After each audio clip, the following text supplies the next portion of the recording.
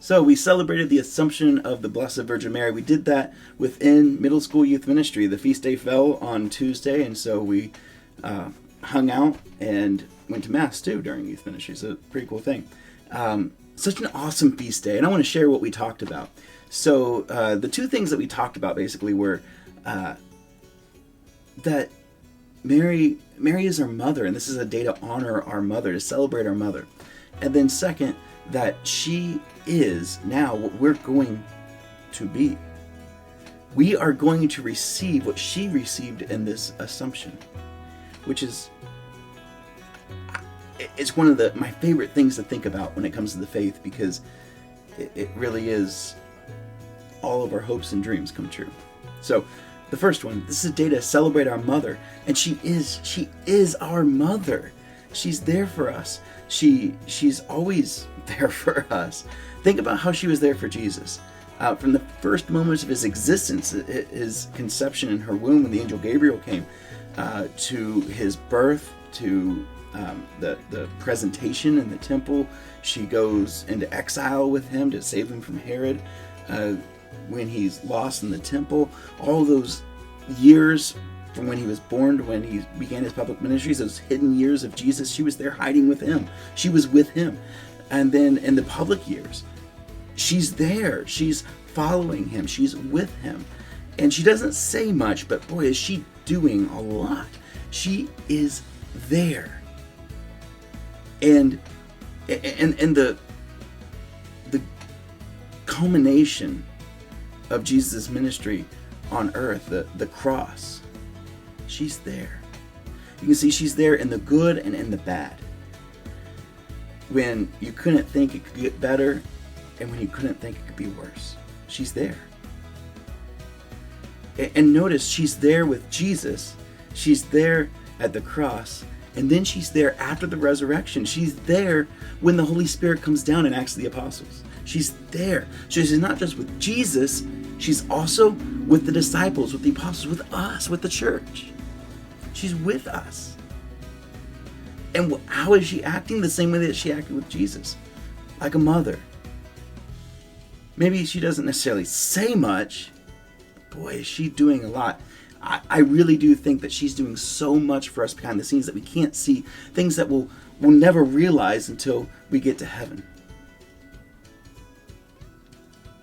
She's such an amazing mother. I shared that in my interactions with our Blessed Mother, I just hear her constantly saying, "I love you."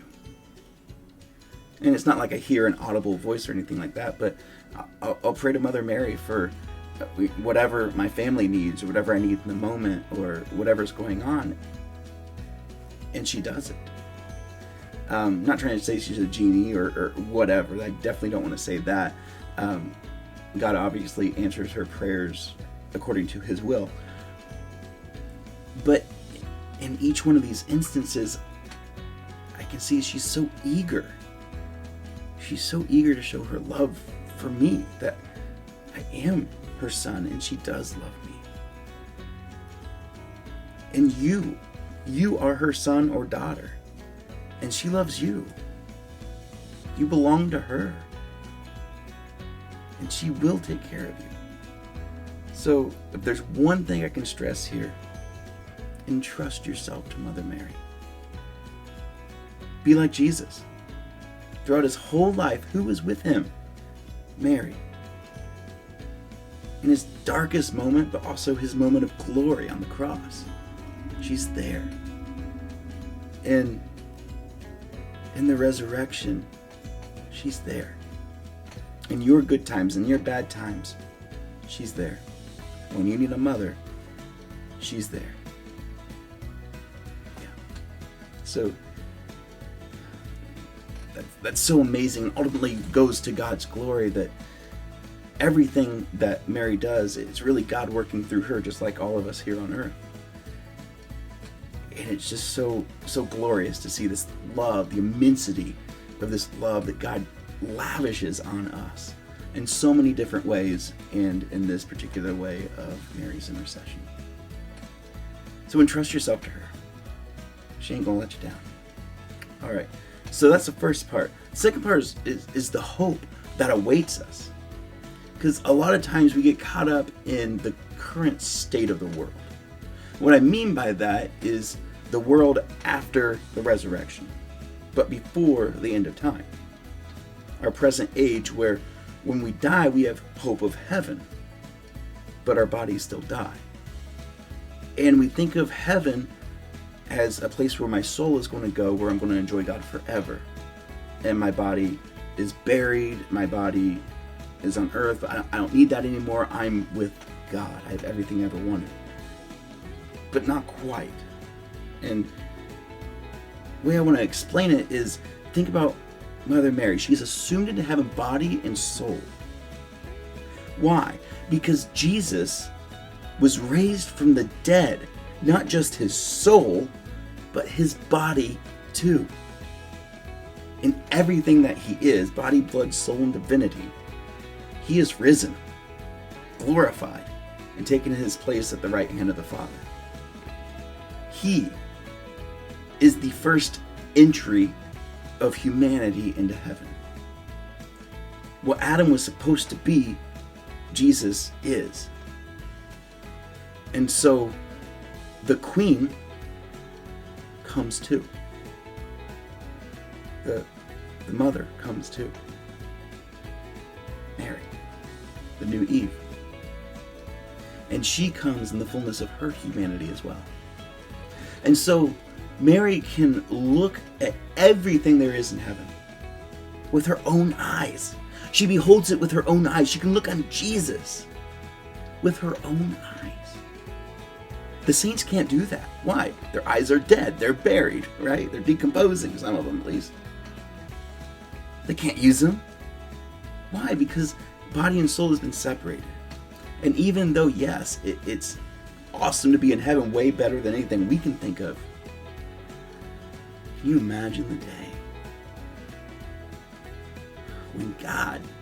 when Jesus will come back, God will raise us from the dead. Our bodies will rise up, glorified, perfected. It's like, if you think of like the life we have now as humanity 1.0, that's like humanity 2.0, or maybe like humanity 2000.0 or something like that. Like, it's everything that we were ever meant to be. Perfected. Oh my gosh, it's amazing. Think about going to heaven and seeing God with your own eyes, touching him with your own hands, enjoying whatever there is up there with the same body that you're enjoying all the good things that God made down here. It's amazing. It's going to be awesome. It's what we have to look forward to. It's what today reminds us of. What Mary has already experienced is what we are going to experience on that last day. So keep the faith, keep going, have hope, and boy, what a glorious day that will be, with our mother looking upon Jesus, with God forever in heaven.